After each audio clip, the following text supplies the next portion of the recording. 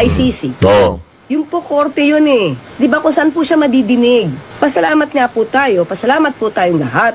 Nasa korte dinala si dating Pangulong Duterte.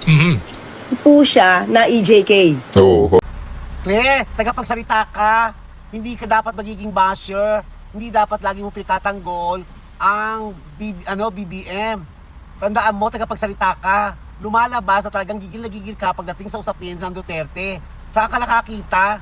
Kailangan pa namin magpasalamat dahil hindi siya na EJK. Hoy! Halatang halata ang pagkidnap nyo kay Tatay Digong.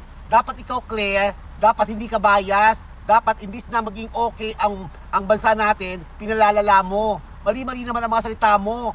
Di ba nga, sinabi mo pa nga, yung mga fake news, di ba sabi sa'yo ng isang reporter, hindi ka rin, isa ka sa fake news, ganon. Tumigil ka, Claire. Loko. Saka isa pa, Maring Claire. Alam mo ba yung mga sinasabi mo?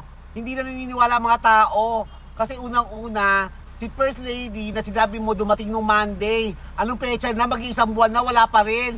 Tumigil ka nga sa kakasalita mo, Claire. Hindi na maganda, nakakairita. Mula nang umupo ka dyan, palpak ka na, hanggang ngayon palpak ka pa rin.